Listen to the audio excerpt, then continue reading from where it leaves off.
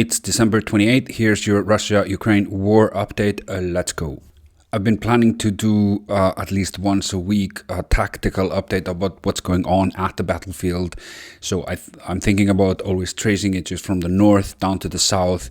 This is going to be one of those updates. So if you're not interested in that, toot toot. In the north, the Russians have been trying to advance on Kupiansk, which is a city in Kharkiv Oblast. They are already in the area and they're trying to advance. They're not very successful and they're advancing in meat waves, like the tactics that they're using in Avdiivka, and just being mowed down. I've been seeing videos, and you can see one of them, of many columns of tanks and armored vehicles just being absolutely smirked by mines and artillery in the north also. They literally just throw as many troops and equipment at the line, hoping it will break. And so far, it hasn't. They haven't made any significant change to the line of conflict. But I've been seeing some horrifying videos. On the flanks northwest of Bakhmut lies the town of Chasiv Yar. The Russians have set their sight on it and are advancing towards it, however slowly. They are at 4 kilometers away from the Donbas Canal, and if they want to go to the village town, they have to cross it somehow.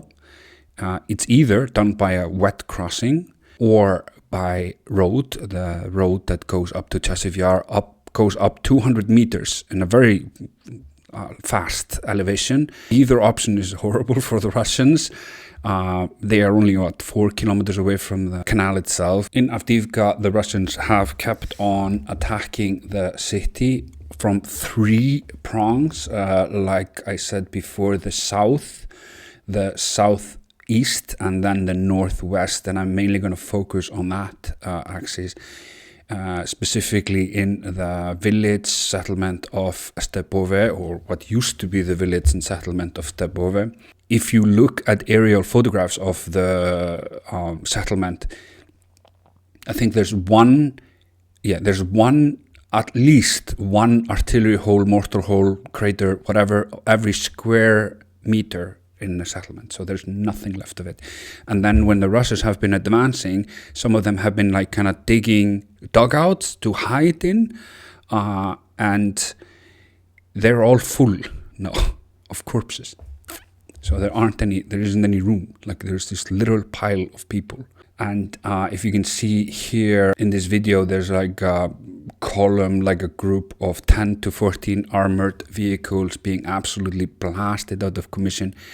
This is a daily occurrence for me to see. In Marinka, the Russians have declared themselves liberators on social media. And I ask of what? And for whom? It's not like you had a bunch of soldiers or people or any homes there for them to come back to. Or, like, who are you liberating this for? There's no one there. There's nothing there. There's literally nothing there. That city has been wiped away from the map. 10,000 people used to live there, and now there's nothing. I don't know how to feel about that, but I know they weren't liberating shit. In Vuhledar, the Russians tried to advance, and you guessed it, suffered catastrophic losses. In Kherson, on the left bank on the Dnipro River, in the settlement of Krynki, where the Ukrainians have managed to hold on to their bridgehead for a while now, they managed to inflict on the Russians catastrophic losses, but despite, and here we go, catastrophic again, despite the very little, I mean, there are only a few hundred soldiers there. I don't know how many armored vehicles they have there, but still, they are inflicting the losses. I don't know if they're expanding the bridgehead a lot, but in a video that famous commander Maigar shared on his Telegram, you can see hundreds of Russian killed in action, just corpses just lying on the ground. I would show you all of it. I'll show you a little bit, but this is the longest video. the situation on the ground for the Ukrainians, also in the water, is absolutely horrible. The Ukrainian fighters are under constant attack from artillery, glide bombs, thermobaric weapons. And if you know anything about those, the vacuum bombs, they're just absolutely horrible. They can kill you even if you're inside a basement, fully protected from the blast wave. It just sucks it sets the oxygen on fire. It's just crazy. Anyways, that is also on top of advancing infantry that's being supported by heavy armor. That's the infantry you see lying on the ground there. But, the situation is very difficult for them. And the Ukrainians are, anyways, so that's that. Like I mentioned, the Russian landing ship Novocherkassk was destroyed in a Ukrainian missile strike while at port at the occupied city of Fedosia in Crimea.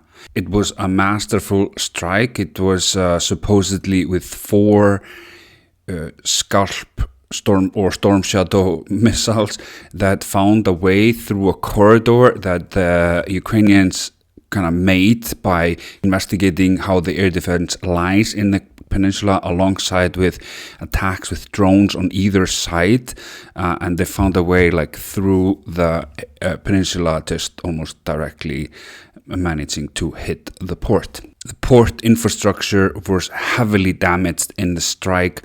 The surrounding buildings have been severely damaged, one destroyed in a fire.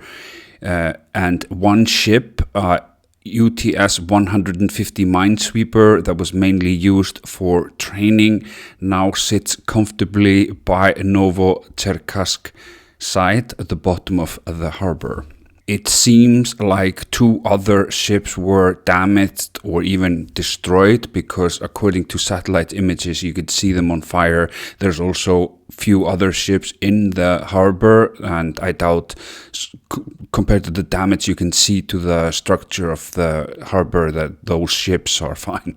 It's very unlikely. There has been a rumor going around, or rumor numbers.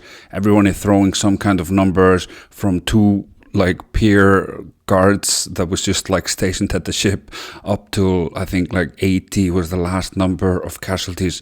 For me, these numbers are pure speculation and should just be avoided as of now, because there's no way to confirm any of it.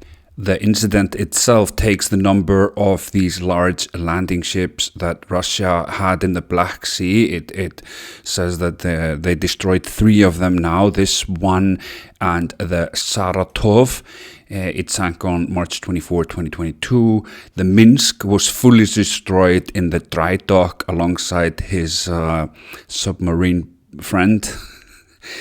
And 2 additional large landing ships have been damaged by most likely sea drones. They have been used, these landing ships have now been increasingly used as logistics ships. That's what this ship was used for. It was full of explosives. Insurgents from the Crimean Tatar organization report that Russian soldiers were going from house to house to search for evidence of collaborations, phone and other stuff, but I doubt that wasn't a part of the plan to keep those things in hiding as soon as the strike happened. So I don't know if they could find anything, but maybe they could trump some charges up or something. Who knows? But that was to be expected. Anyways, that's all she wrote. I have some other updates, but I'll just do it tomorrow. This video is long enough.